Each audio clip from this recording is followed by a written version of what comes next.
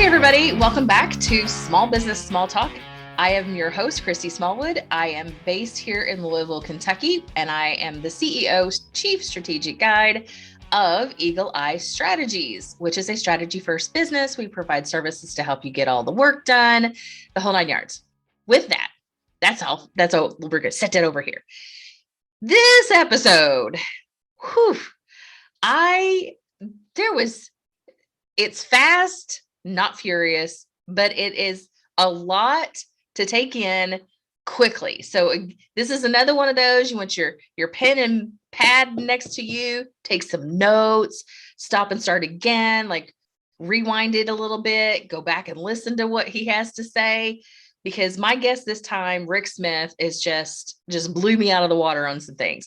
So before we get started with that, I do want to remind you, like the basic housekeeping of things, go to smallbusinesssmalltalk.com. You can find all past episodes there. So if you are joining us for the very first time, that's where you can find a lot of great episodes of the past.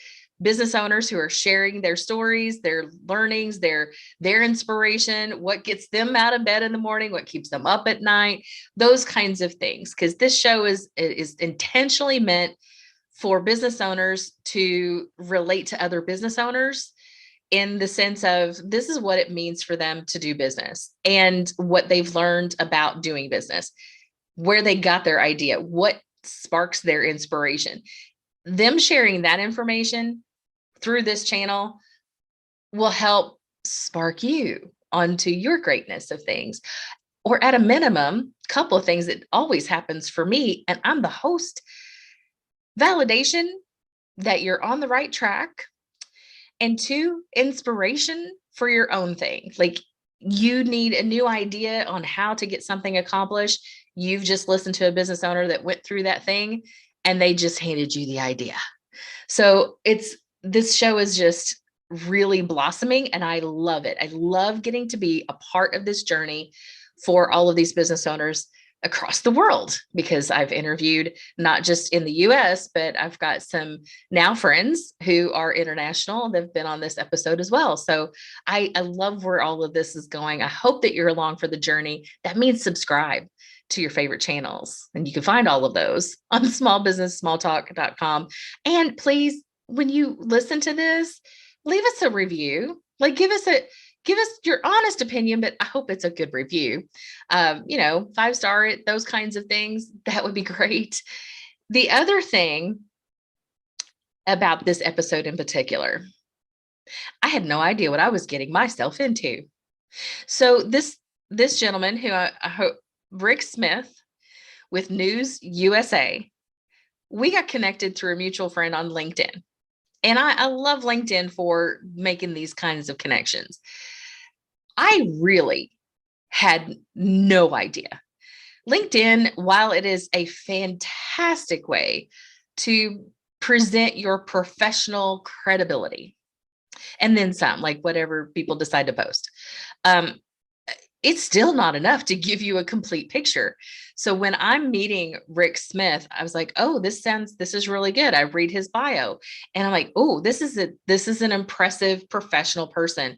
And then we get on this call and y'all, I am just speechless through most parts. Some of that's because he's so high energy. He's very passionate about where he's come from, what he does, how he helps others. I'm like, that is one of the things that I realize as I'm having this conversation with Rick Smith, that he's been in business a while. And that wasn't the thing that just impressed me. It was that he's been in business a while and has not slowed down his level of love and energy for what he's doing. I asked him about it. So you can listen to that answer, because even that fascinated me, how he got to that point. And I loved it. I loved it. So I'm super excited to have Rick in my network now. Let me just give you a little bio so you know what you're getting into, because just saying, like, when I get impressed, like I had no idea what I was walking into to that level. Like I kind of knew from this bio that I'm getting ready to read you, but seriously, y'all. So Rick Smith founded NewsUSA in 1987. Now, side note, I'm old enough that I just told somebody this morning the 80s seemed like it was last week. So that's what happens as you get older. Anyway, I digress. And more than 30 years later, continues to innovate new ways to make his customers and clients look brilliant. Early in his career, while at Deloitte Touche, and that's an accounting financial, he realized that PR and advertising people were basically flying blind since no news feature service was then providing real solid metrics to measure success. So he founded News Canada, then launched NewsUSA. He served on the faculty of the Young Presidents Organization, judged the National Press Club's Consumer Journalism Awards, and himself has been a blue chip enterprise award winner for reinventing his company. Along the way, Rick authored 6 books, including the 3 best-selling self-help business titles, Getting Started, Getting Money, and Getting Sales, which we talk about. So I have him talk about. Today, Rick is on numerous advisory boards and is an early seed investor in 100+ emerging companies, ideally where his contacts, media clout, and marketing strategy can scale them faster. Okay, that's a short bio. I'm used to getting these things and I'm like, oh, that's impressive. But then he starts telling me the stories. And I'm like, holy cow. Okay. When you start to really let it sink in, these 3 books that are still very viable information today of the getting started. I want to make sure I get this all right. I lost some. Getting started, getting money, and getting sales. I mean, those are the 3 basic stages of getting your business going. So we talked a bit about that, but his journey in getting those out to the public is what sparked him to start this whole thing. You're going to love this story because not only is it just like fascinating history as to how that industry was 30 years ago, but also this part of the reinvention to where he is now. So without further ado, here's my interview with Rick Smith, founder of NewsUSA and News Canada. So Rick, thank you so much for being my guest on Small Business Small Talk. We connected on LinkedIn. You give me some notes and we have already been chatting in the green room time about things to do in business and how to like acquisition costs and making sales. And I do want to cover those 3 books that you just showed me again, because I think it's super important to kind of go through, like, aren't you like, you have more books than that, right? I have a lot of stuff going on. Well, give me those 3 books and then let's start from there, because I think those are great business starters. Got it. So what I did is I wanted to put a checklist in to start your own business. So I created a book called Getting Started, which was basically my book on what to do and the steps. And then I found that once you started, you're going to need cash. So you need money.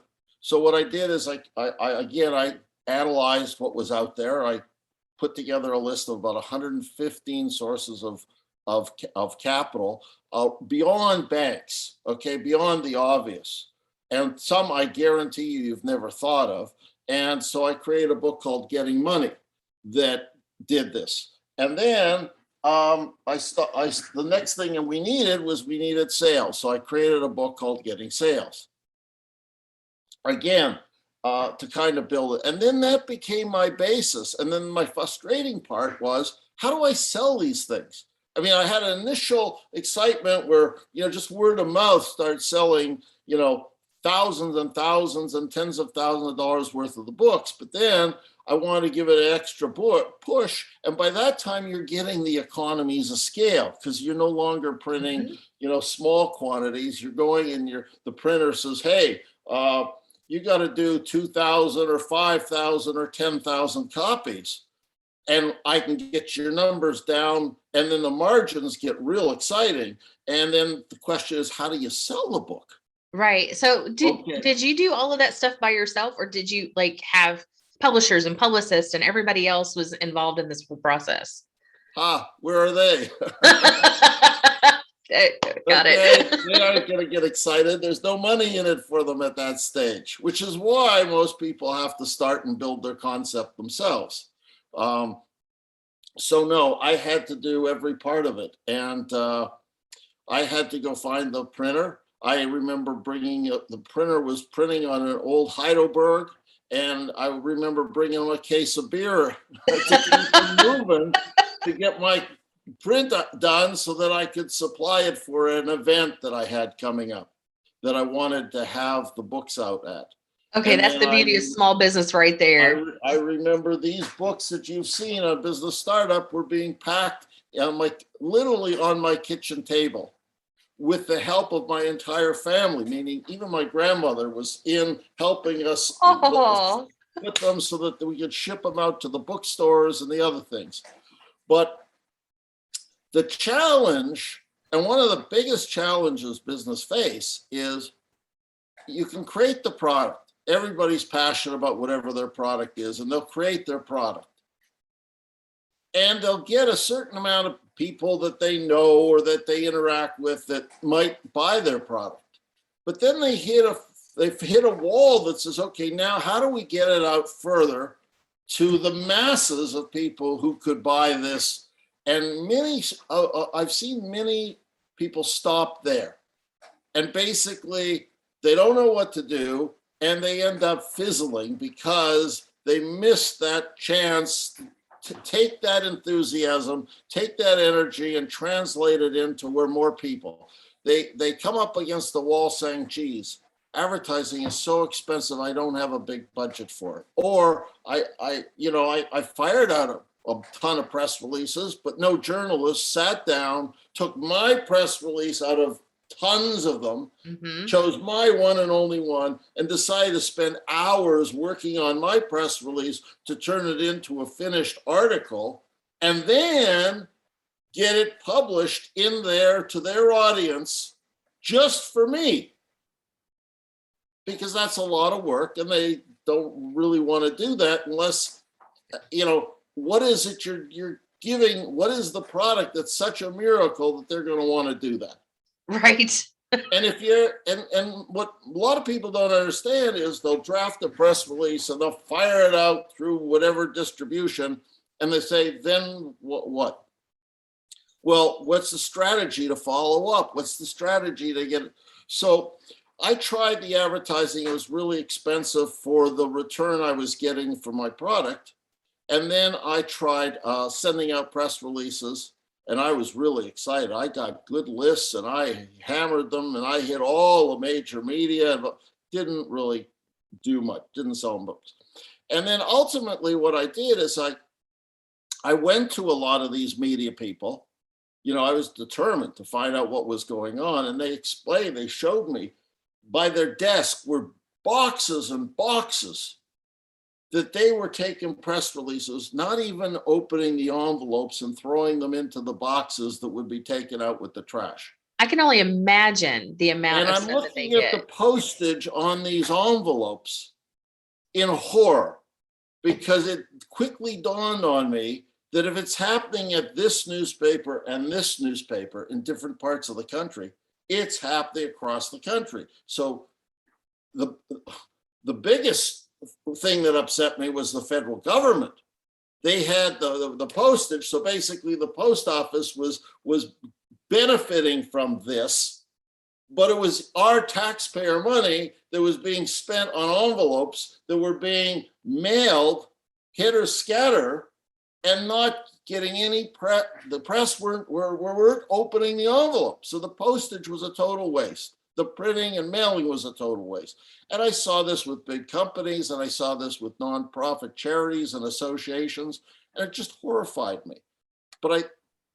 So I talked to the editor, and I says, hey, what if somebody sat down and wrote the article for you on what's in this press release? If I've got the best, a Pulitzer Prize nominee, AP bureau chief to write it, turn it into an article that even your newspaper doesn't have that talent.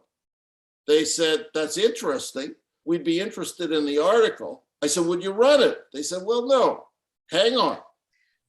That article then needs to be edited to Associated Press style, like quality, and copy edit. And then it needs to be typeset to the column width, not 11 pica or 9.5 pica column width.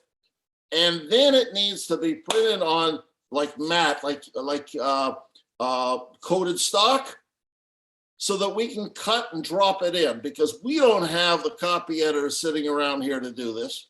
We don't have, no one's, but if you gave it to me with that pica width and camera ready and finished, and it was good, we drop it in, of course. Now, and just for clarification, this was pre-digital work. This is when somebody hand laid out newspapers. This is a matte release. This is over 50 years old. This is where you have an article that was literally published on this stuff, and then it's put in a big press, and the ink gets thrown on this, and it runs through the press, and it's like canned copy. So for those of you who are not watching the video, then when I started NewsUSA, I started News Canada, then I started NewsUSA. When I started NewsUSA, this article would actually be typeset and put in this space, and then they'd have ads, and they'd be laying out the pages. And if you had the right, so I had to give them a variety of copy and links so that they could drop it in where they had holes. So we ended up becoming the holes, the content that's the fill in between the ads. And as a result, so they said, if you provide it, finished copy, typeset, good copy, on camera slicks that I could drop in on my newspaper, or they would run it. So I went to the various newspaper conferences because I wanted to see if this was real, not just one opinion. And they said, and then I brought camera ready stuff to the big newspaper conferences, and I spoke at them and I showed them this, and they were picking it up, and they said, I'll take that back and run that in my, I'll take that and run that in my You just newspaper. cut hours out of their week. I was saving them time. Yeah. They had interesting copy that is interesting to their readers. And they asked, how can I get this again? So I ended up where I was providing this fill editorial for thousands and thousands of newspapers in Canada. Then I did the same thing in the US, where it was 10,000 plus newspapers. I was sending out this fill editorial. And so we ended up building a fairly successful company doing this. And what does this mean for small business that's trying to get the word out? Well, to this day, we haven't raised our prices. We focused on helping by crafting an article and placing that article, not just in newspapers, but now things have evolved to now where we can get it out faster electronically and get it on thousands of news sites as the editorial, and then deliver back the screenshots of how it appeared on every one of them with the logos of the Buffalo News and the Miami, Boston Herald. And you've got that, you've got the full article, and then you've got a live link. So you got the live link and a screenshot and the market. So we cover all 50 states. So if someone's in startup mode and they need credibility, what better way? They can hire someone to put out a press release, but the press release isn't going to necessarily work. Those things don't work because it requires someone to then do all the work. If we write the copy or work with someone and get the copy done and provide it finished as you approve it, with your link to your product on Amazon or your link to your website, anything you want to put in there, then you control the message. And you know where it's all going to appear before it even appears. And it happens so quickly that you're not hiring somebody and waiting months for something to happen. You want something happening, tangible, measurable, and you can test it for a week. In fact, if anybody on this podcast, on this show, is hearing this and want to test the NewsUSA service that we do or talk to us, I'll give you just mentioned Christie 500, or you mention the show, and I'll give you $500 off your first test with NewsUSA.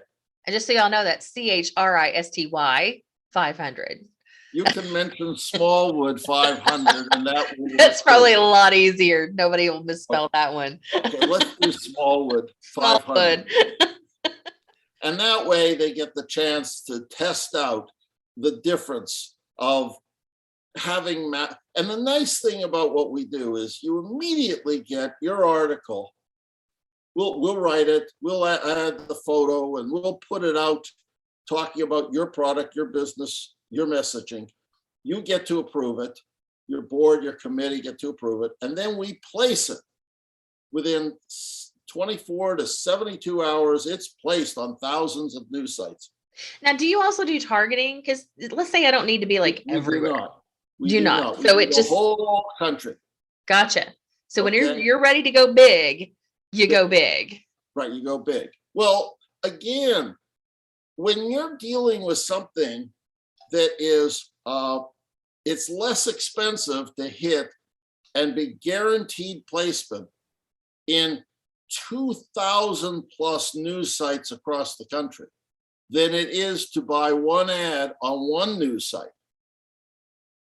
One has to say, even if I'm regional, I'd rather try to cover a lot in my region than sit back and get one. And that's even if you could buy one in one market. Generally, they want you to buy a package of stuff and you're kind of locked in.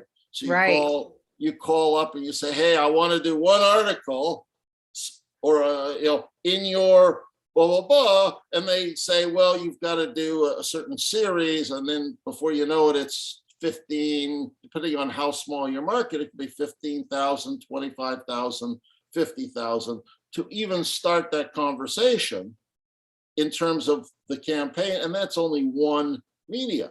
Where we're talking 2,000 media, we're talking like $5,000, but that's all inclusive. That's the writing, that's the photo, that's the links, that's the putting it out there, it's the reporting. And more important is we guarantee the satisfactioner will do the whole thing over at no charge. Now, that was out of my frustration when I was promoting my books. When they said, well, you ran the ad, I said, on your advice, because you said it would work, and then it didn't bring in very many orders. I said, well, what are we going to do about this? And they said, you've got to spend more money. I said, but if I lost money on the first, why would I do more? And it gave me no credibility and no other things. Whereas with NewsUSA, because we're on all these sites across the country, you can say as seen on, and you can start using those logos and cross merchandising it. And if you're getting written up in news sites in your geography, or where your investors and stakeholders are, or where your customers or a big potential customer is, you want to have those articles with the logo and the banner that you can start merchandising properly. And there's all ways to do it. Now, so all of this has been birthed. And it helps investors because they see you're getting the buzz, you're getting the write-ups. You can show them that all of a sudden what you went from that thing on a shelf, okay, that only you and your friends know about, to where all of a sudden that product now is being written up different places and you have copies of the write-ups that you can show them. Yeah. And when you're taking, like you said, taking that to investors, because I'm thinking of the Terry, who I just interviewed with the Secret Shelfie. She got in only so far into the Shark Tank show process But because she Right. didn't have the additional sales or the exposure, like the audience and all that kind of stuff. I'll give you one more example. You got a lot of these people who are that far along that she is, and then the next thing they're doing is they're saying, geez, I'll get myself on a crowdfunding site. I said, well, getting yourself on a crowdfunding site to raise your funds is a great idea because it puts you through the discipline to get all your documents and all that in order. And somebody says, should I not do it? I says, no, do it, but understand that that's what you're doing. But if you take those crowdfunding sites and you put them into one of the traffic trackers, you will quickly see that they have almost no traffic. Mm-hmm. Therefore, you shouldn't depend on them to raise your funds. So valid point. So in some cases, what we've done is in the syndicated story that we craft and we put out, we will direct them to the company's profile on that crowdfunding site with the link. So they click on the link and they're on the crowdfunding site, but they're on that company's on the crowdfunding. So all of a sudden, you're that's driving the traffic. Yeah. Just to your company. You don't care if they go to anybody else on the crowdfunding. You want them going to yours. But what are you doing to do that? And then you're sharing these write-ups about your company as they appeared in the Palm Beach Post or the this, that, and getting those out so that investors that were sitting on the fence, you want to get them excited about the fact that we're not just sitting on the shelf here. We're actually doing stuff. We're, wow, here, and keep firing them up. And that's all from just one syndicated article. Imagine if you had continuity. We helped Quigley Corp. It was two guys in a church basement in Doylestown, Pennsylvania. And they, in 1992, they had no revenue. They were pre-revenue. They were working out of a church basement. They were trying to raise a $300,000 private raise. And there were just Guy Quigley and Chuck Charles, his partner. And they called me, and I didn't know who they were, but they called me and they said somebody who I didn't remember the name of said they should call. So what we did is we started writing and syndicating articles for them. And by the way, he says, I can't pay. So in his particular case, we cut a deal where we took, he proposed it and we accepted it was half cash and half equity. And back then, equity meant restricted shares that you had to hold for at least 2 years. I ended up holding those shares for over 15 years. We don't ever want to be the first to push out and, hurt the company. Right. And during which time we started to syndicate articles on their behalf that helped grow Quigley with their one product called Coldies, the zinc lozenge that reduced the duration of the common cold from 0 to 50 million in sales. And those shares went to $24 a share on the NASDAQ. I'm living in the house that I bought with my shares, and Guy Quigley has bought an island and a jet airplane to enjoy his island with his shares. He's done very well. We've done well. Everybody benefited. And if you want, the Investment Banking Association, the investment banking group called FSX, Financial Services Exchange, actually taped me when they had me in front of all these investment bankers explaining what I did for Quigley.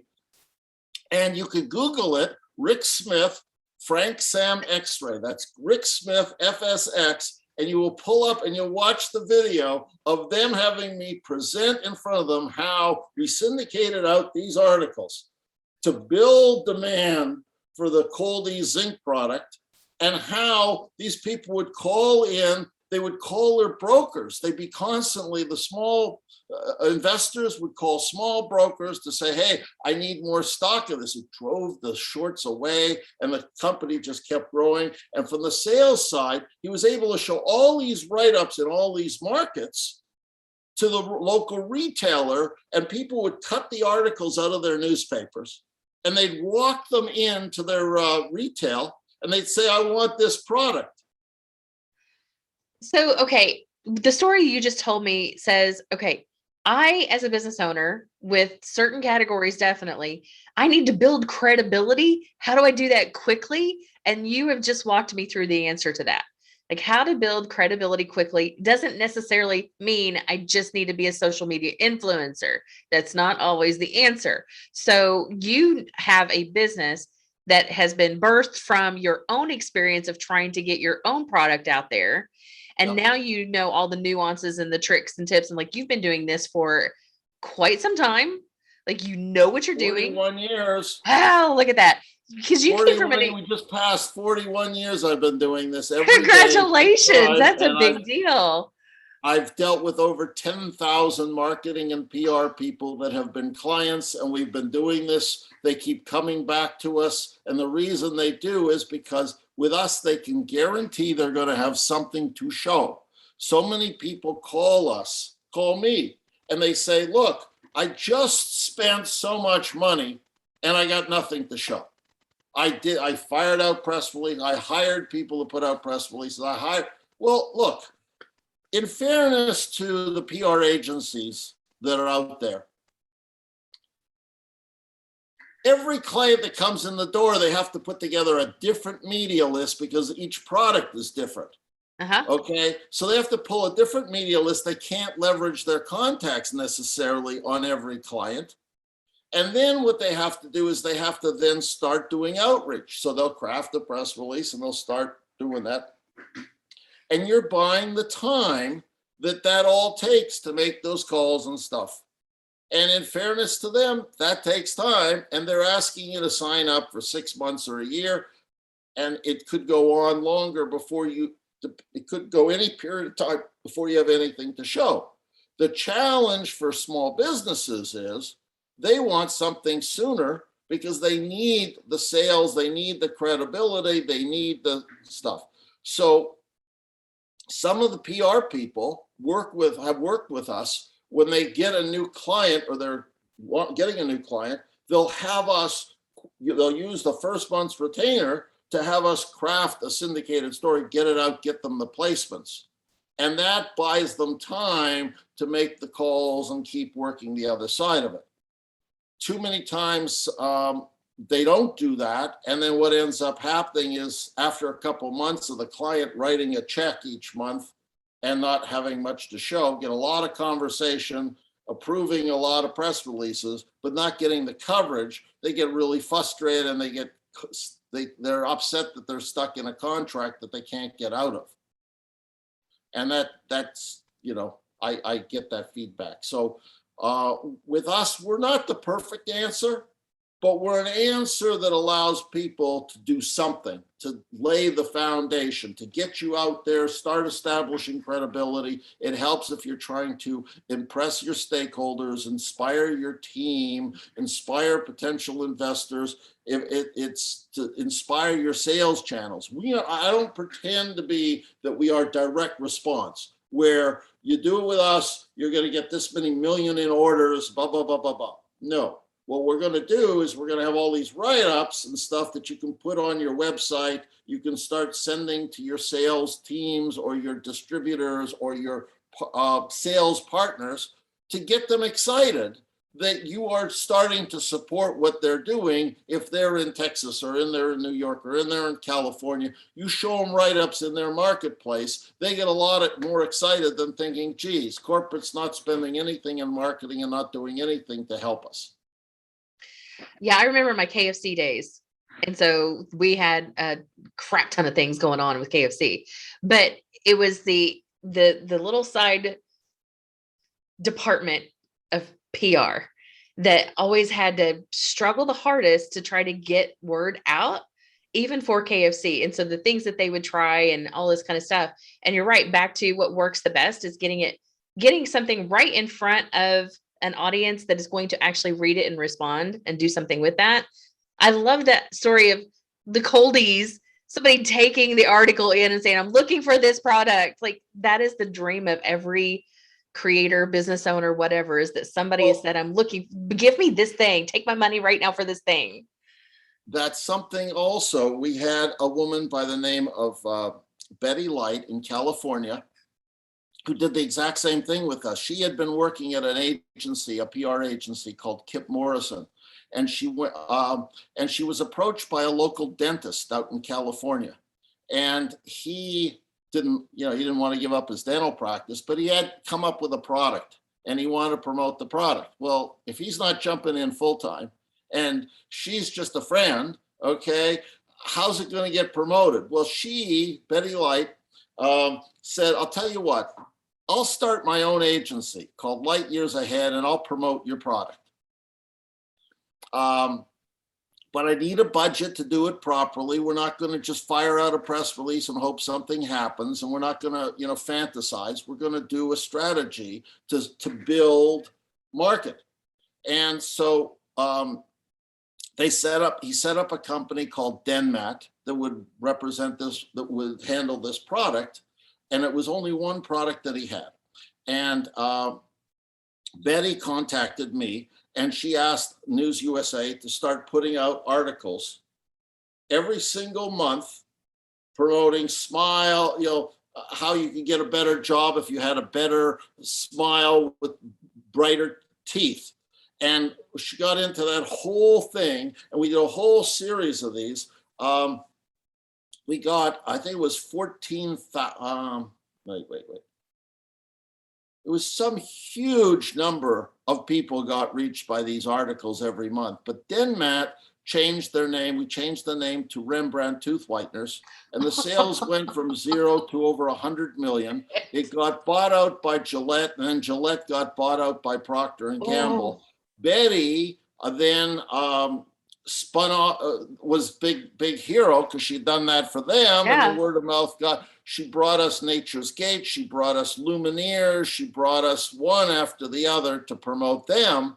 And so we've been doing those type of accounts, which has been terrific for us because we did what we needed, but it also helped Rembrandt do really, really well with their tooth whiteners. And it's all articles. I can show you, we can see all the articles. Amazing. The millions and the tens of millions of people we were reaching with these articles on how to get a better job, how to but it was all tied back to, well, if your teeth, then give you the confidence, you're brushing with, and it's a whiter thing, gives you the confidence. She spun so many different angles. She's a great PR strategist, okay, that figured out how to do this. And it really helped to take this nothing company and an idea all the way. I love these stories. Okay, Rick, you've been in the business for a long time. Yep. What's something new on the horizon that you're excited about? Got it. So what we found brand new is we figured out how to take technology, meaning we were writing stories, and then what we found out is we got 30,000 stories. And so using some new technology, we figured out how to take those stories and turn them into videos. And then we figured out how to take those videos and put it on streaming and mobile devices. So now you have NewsUSA, as the app, and we have channels like health and travel and all this. By the way, the app is free. Please go ahead. It's on iPhones. It's on Android. The app is called NewsUSA TV. It's free. It's got a ton of free movies. We keep getting new movies from Hollywood and that we post up here that you can watch. Oh, that's so cool. No catch, okay? We have great gaming content, sports content, all sorts of stuff. Everything's free. So it's NewsUSA TV. You can download the app. It's also up on the Roku channel. We have our own on the Roku. We're on Amazon Fire, and we're on that's my jam. I will put that app on my Roku today. Hang on, I got the list. I'll just give you an idea of what just in the last 2 weeks we've gone up on. Ready for this? Isuzu, Google Play, Daily Motion, Vimeo, Snibble, which is an app, Channel One, News Chain Online, which is in the UK. we've gone up on Blogger, Reddit, Trello, Gab, Footboard, Flickr, Plork, Mix, Pinterest, YouTube, and all those other ones that we've been going out, and we're adding more constantly. But here's the thing. The nice part is for January, February, and March, we've been in beta. So I went to my clients and I said to my clients, look, you know me for our guaranteed service. You know, we write the R, we guarantee, we place it, and we deliver back 100% satisfaction guaranteed. I says, we're experimenting, we're in beta with the video. I don't know where it will run or not run, and it may take time to build it up, but you have evergreen content which can be used anytime. You got a product to promote, you're gonna still be promoting that product a year from now, okay? Yes. You've got a message to promote, so I said, here's the deal. I need some guinea pigs that will let me, I'll spend the money to get it, we'll work from your approved copy. So we're not going to go back and forth. We'll take your approved copy, turn it into video. We'll do it in English and Spanish, meaning I'm also eating a translation cost. I will get it back to you. You can look it over, and if there's edits or refinements, or you want to put in a unique URL or something, whatever you want, get that approved. I'll go back and forth and babysit that thing through, and then we'll take those and start putting it up on all our distribution channels. And as we add more distribution partners, I want to get yours as the content, okay? And so I said, who's in? And so like your list just went poof. Lucky, I might get 12 that would say I'm in for the freebie. No, something like this. I'm sure you're already over capacity.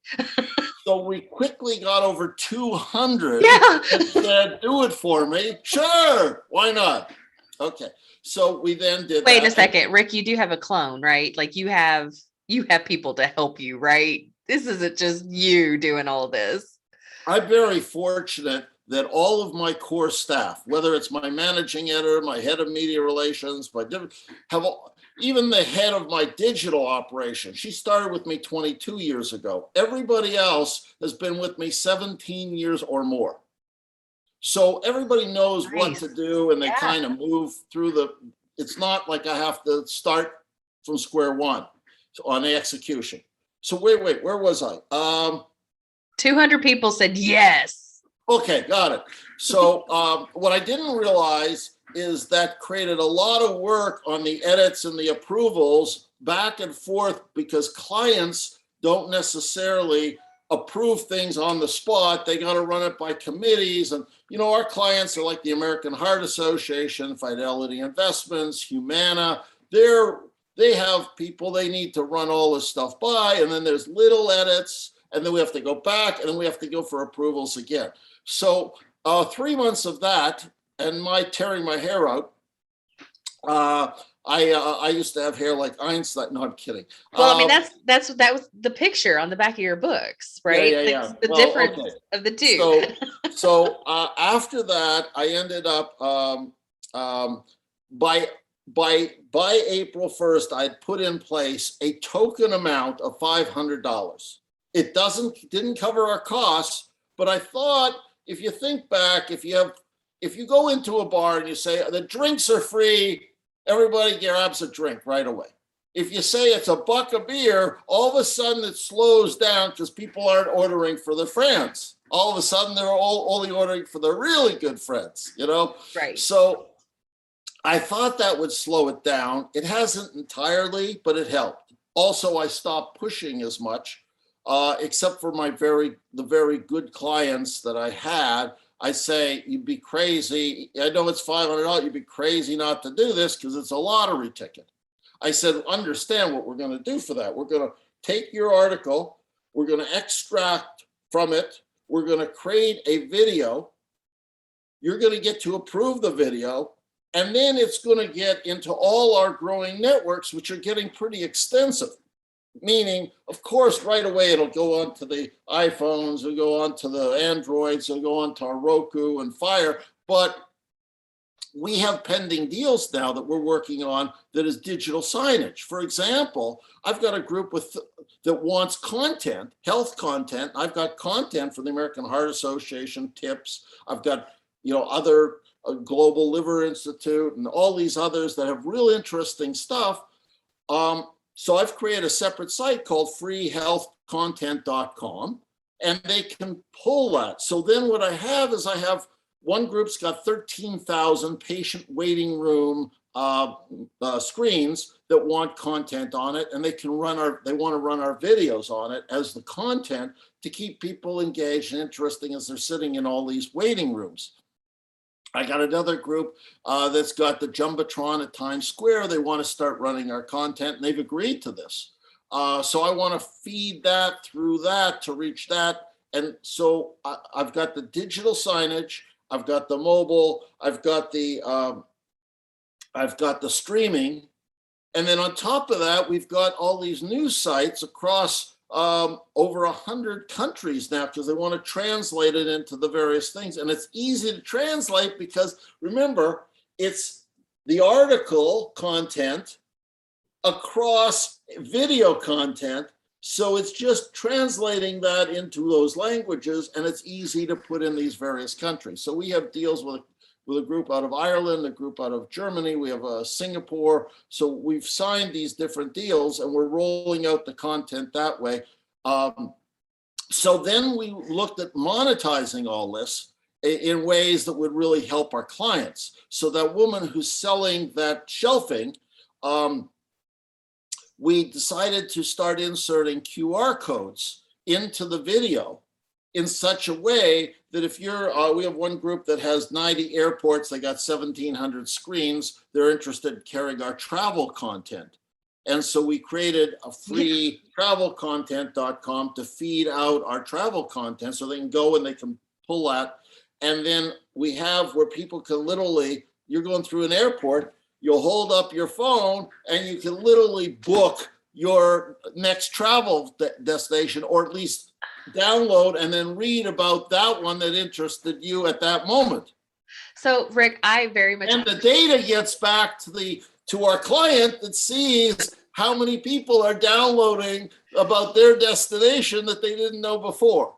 So if you ask me where we're going, okay, I'm doing the syndicated stories. I'm pivoting into the video side of things. And I've got, the other thing is we have a full programmatic platform.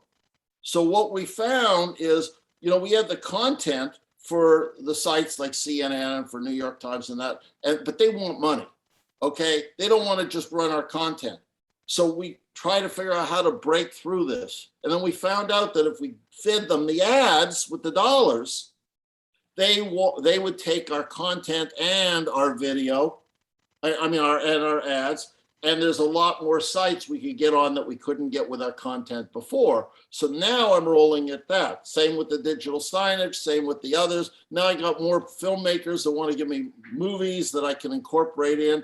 And now we're doing live reporting. I brought over a reporter from Fox. I brought over some other reporters and a whole diverse set of news reporters, and we're doing in Charleston, we're doing in San Diego, San Antonio, Las Vegas. So we're doing the reporting of the news and stuff like that. It's already on the app. We're adding more stuff to it. So you ask what we're doing. I don't sleep at night, I've got so here's the thing. In India working on stuff. I've got another team of staff. I can't even get him to stop for a second to let me praise him, because here's the thing. I have never in my life talked to somebody who's been in business for so long that has your level of excitement about your business. Now, after 41 years, you are like on fire, excited for what's to come in your business. What inspires you to be that? Like, is it just the magic of everything working so much, or did like something click long ago and somebody told you, hey, pay attention to these kinds of things? Like, what is happening for Rick right now? So I don't know if you remember on Netflix, there was a series by Marie Kondo. And she says, does this thing give you joy, or should you throw it out in your house? Yep. She's just launching a new series, okay, about joy on Netflix. I'm not promoting her thing, okay? But what I am saying is, the other day, like literally 2 days ago, I went and I saw that, and then I sat down, and it's like 3 a.m, and I said to myself, wait, I need to write down what gives me stress and what gives me joy, and deal with how do I put away those stress things, and what is it really that is giving me that stress? And then I look at what gives me joy. And I decided, and I wrote it on a card that's here in my messy desk. So, because my mind works like this too. Okay. But suffice to say, oh, I also wrote it here. See, it says stress and it says joy. So let me tell you what gives me stress and joy. My stress tends to be technical breakdowns or things on the tech side that sometimes don't happen as quickly as we all want, or that is out of my control to fix. I have to rely on some technical person on my team. And so that can frustrate me at times, because I'm hard charging and I'm trying to push new things. Right. And they're like, well, and I'm like, no, we need to get it done now. Okay. But what gives me joy is talking to other successful CEOs. It's the technical and footprint breakthroughs, meaning when I hear that, okay, we've just this month, for example, added 200 more sites to our network that will run our stories, that will help our clients get more exposure. And I'm very excited about that. We're also working on a technical breakthrough to totally overhaul our whole system. And that'll be up in the next 2 weeks after almost a year of development. And that'll be really cool. And that's running parallel to everything else I'm doing. Big new clients and sales that we can do, the repeat clients, and barter deals and trade deals. Quigley Corp was a company, didn't have any money. So he said to me, look, here, I want to do a whole series with you. That's what I want to do. It makes sense. I'll give you half cash, half stock. So he gave me the stock, and he sent it right away. But he says, hey, I had to pay, I get the paperwork, and it says I got to pay him like $25. So meaning I'm doing the services, and I'm also writing a check to buy the shares, which aren't worth anything at that time, for a nominal amount. So at least, but it was just frustrating. It just seemed that way. But I went ahead anyway. I think it was $125. Ends up I sold it for hundreds of thousands, but at that time, where was I? I'm sorry. The bringing you joy and your next steps.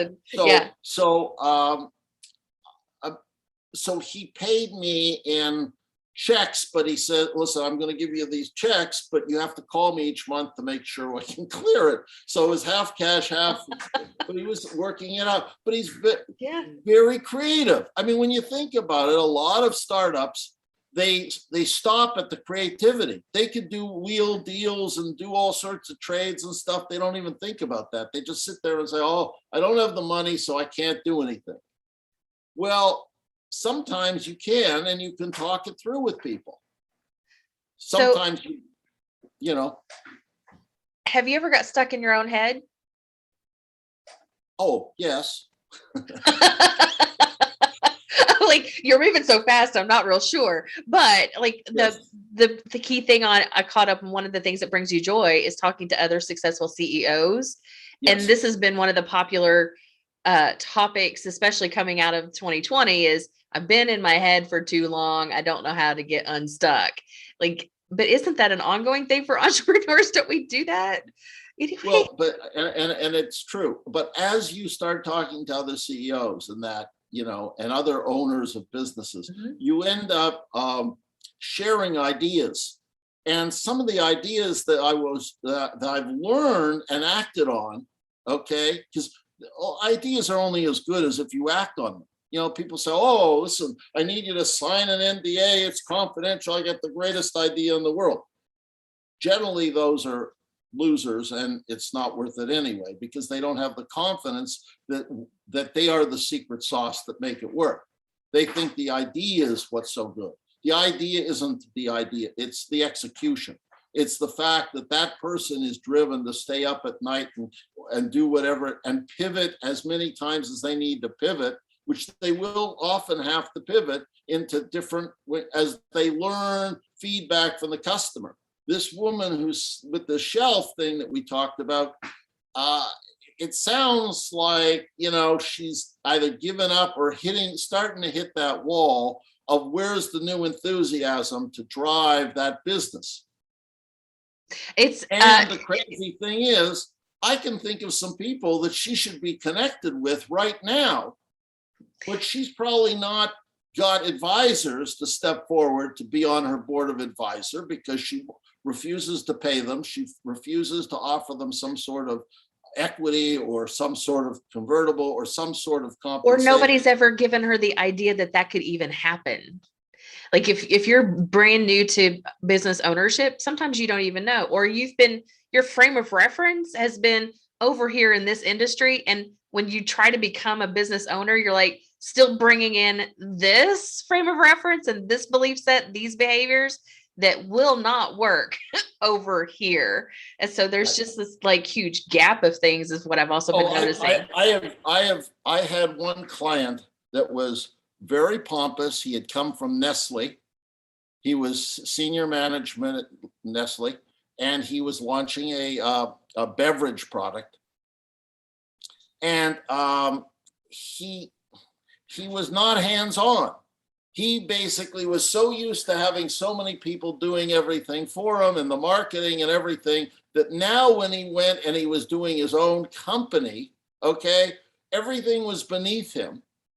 Oh. And when it come to promoting his products, he wouldn't even, I mean, I wanted to promote his products, but he wouldn't respond to things, it's like, wait, we need to get this copy approved, okay? And we need to get it out so we can keep this thing rolling and blah, blah, blah. And you'd make suggestions, you make ideas, and he'd like, that's marketing isn't my area. This isn't my area. And so. Help me help you. It isn't necessary. What he was missing is a new team. Mm-hmm. And when you're running you come up with an idea, you see these people on Shark Tank or whatever, what they're missing is a team of other people that are vested in their success.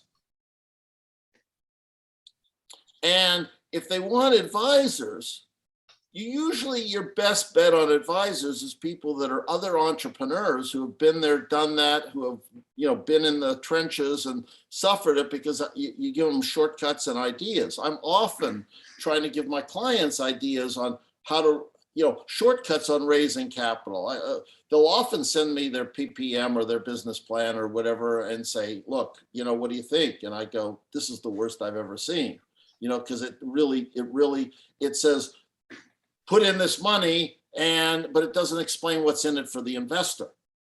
It doesn't explain how they arrived at the valuation that is crazy, because there's no revenue, there's no employees, there's no nothing, and they're pricing the shares or the investment. The person, their friends or whoever will invest in it are going to have no shot whatsoever because it's not a fair valuation.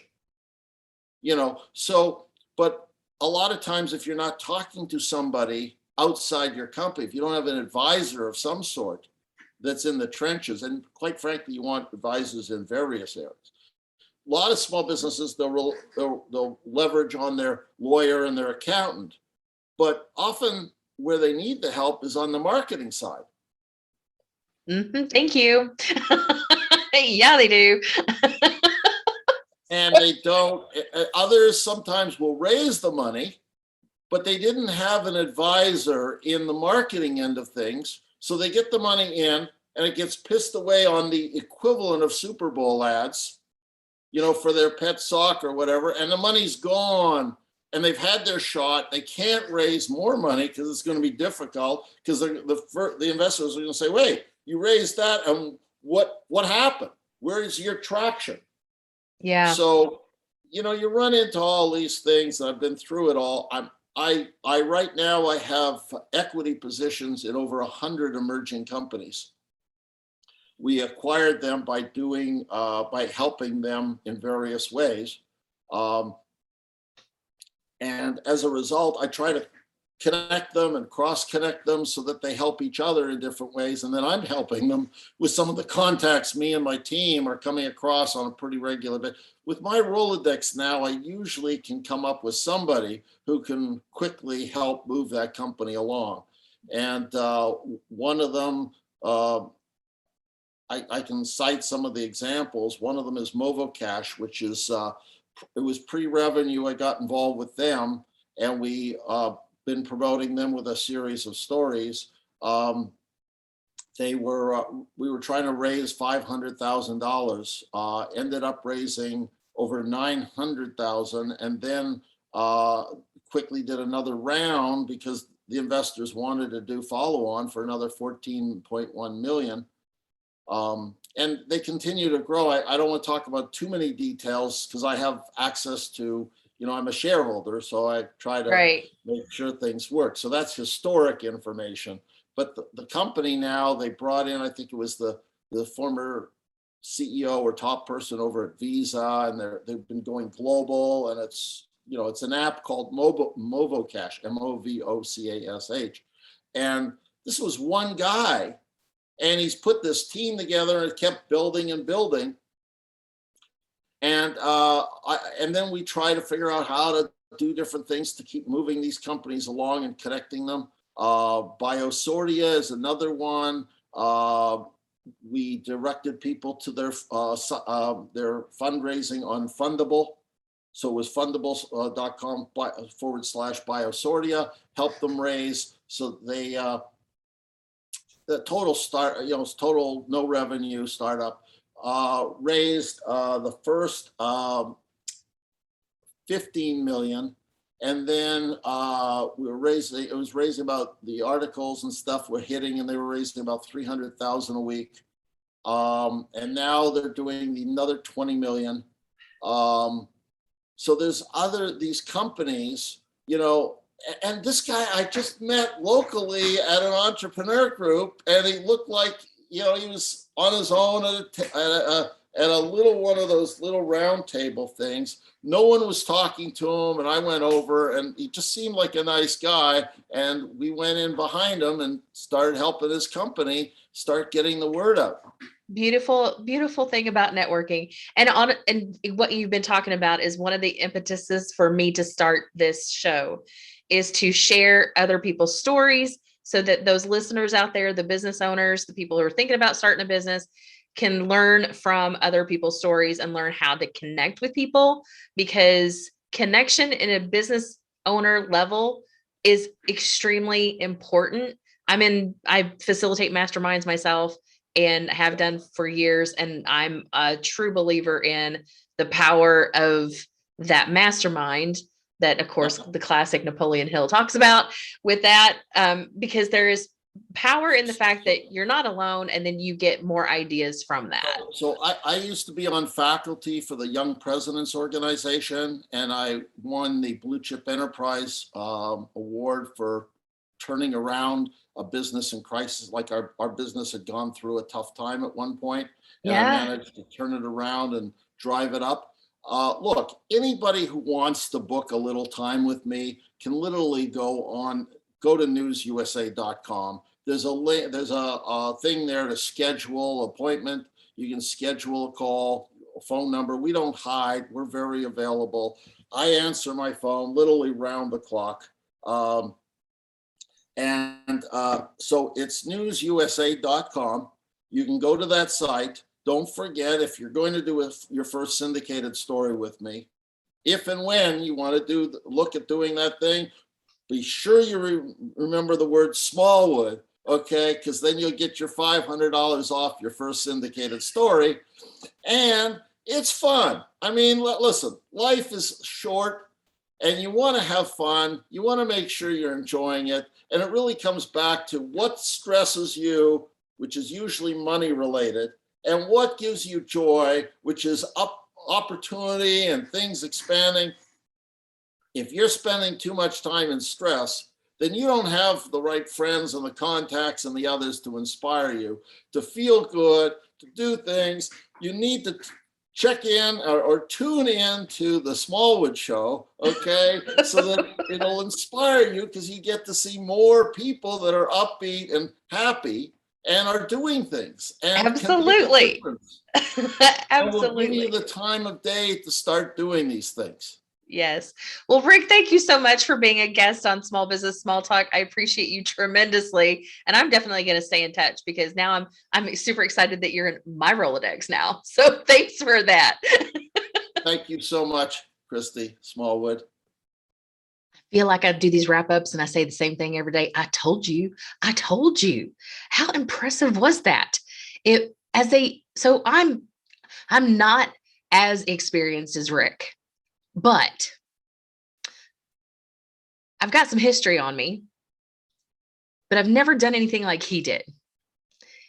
I've self-published, and I've only taken this book so far. If you guys are on video, you see me pointing to the Being Super book. And I had a book previous to this that I'm rewriting and going to relaunch that one. And it's a how-to networking kind of book. But with what Rick did, he saw the need to not only help himself, but all these other people who weren't getting heard. And he provided the need to fix the stopgap. Like, there was a log jam in there. Nothing was happening for a while. And he's like, if I could, somewhere in his brain, he went, if I could fix that to get my article launched, I'll fix this problem for you if you'll post the article. I was like, we should. So what I took away, honestly, for myself, I don't know about you, I'd love to hear what you took away from it. But what I took away from it was that we should be looking for those opportunities for both our clients and how to help our vendors. Like, how can I best help you to help me help you? Like that, those kind of opportunities can be true business game changers. It could change an industry. It could open up so many doors. So just having the vision, the peripheral vision, if you will, of watching for those opportunities that are there that could help you get things accomplished, but you need to help somebody else to get your thing accomplished. So that was one of the big things that I took away. And the fact I just clearly, you guys heard and saw me get excited about him being in business for so long and how he keeps himself going. I love the idea of, and I talk about this with my own clients. Like, if it is stressing you out that much, it's got to go somewhere else. I, in my business, don't need to be the one doing bookkeeping every day.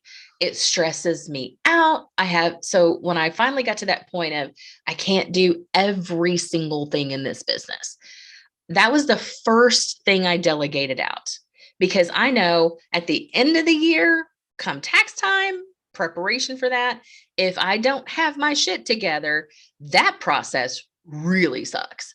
So I already knew I needed to keep up with it on a more consistent basis. That means weekly for me, monthly at the most. Like, we reconcile bank accounts every month, and I need to make sure everything's flowing well. Well, I handed it off to a much more experienced professional who happens to be my mom,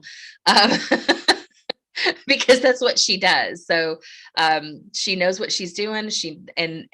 Between her and my Aunt Betty, they have got my bookkeeping, and I'm a lot less stressed. So I've been able to go on to things that I enjoy in the business. So it makes total sense to take a moment to do that inventory for yourself. Those really high stress things, how can you get them off of your plate? Delegate, empower a team member to do it, hire a vendor, whatever. Or is it even necessary for the business? Have you got something on your plate that has now stressed you out so bad and it doesn't even do anything for your business? Get rid of it. It's got to go. Those things that bring you joy, focus on those things. Do more of that in your business, because the better you show up in your business, the better your business is going to be. Your team's going to be happier because you're showing up happier. Your clients are going to just love being around you because your energy's at a different level. Like the domino effect of you being less stressed in your business, it's a tremendous benefit to everybody. Believe me, I am that person. So I do it. I do it to myself all the time. I will warn people when I'm not on. They'd be like, today is not the day for this. And then I just kind of have to set it aside. I'm like, can we get to this in a couple of days? It's been a really bad day. I will just at least warn people. So you also heard Rick mention that he is giving you a deal, y'all, a deal. So when you go to NewsUSA, you're going to mention, give it, like when you're talking to Rick, whatever that's going to look like, put in Smallwood 500, Smallwood. So the last name of your host here, Smallwood 500. And that gets you a $500 credit on those services. Who does that? So I really enjoyed talking to Rick today. I'm excited that he exists. Like, I am super excited he exists and that he brought his business to life in the way that he did. These kinds of things generate excitement for me. And part of that is because I learned how to connect with people through my local chamber. So I'm also going to give a final shout out to my sponsor partner, the Chamber of St. Matthews. They are huge supporters of what I'm doing with this podcast and the podcast itself, and they've been guests as well. And so if you have not tapped into your local chamber, I highly recommend it. If your local chamber isn't like on fire and doing stuff, connect with my local chamber. We have virtual options. We would love to welcome you in. We'll take you. We love it. We love to connect businesses, and we love to connect business to community. So we're a little different in that because we like to say small business friendly, but it's because we like to connect businesses with other businesses as well as the community. So with that, I have been your host, Christy Smallwood. Remember, Smallwood 500 with Rick Smith at NewsUSA. And I do appreciate every time that you choose to listen to this podcast. I appreciate you tremendously. So remember to subscribe so you'll know when the next episodes launch. And if all else fails, go to smallbusinesssmalltalk.com and you can keep up with us there as well. Whew, with that, have a great day and catch you on the next episode of Small Business Small Talk.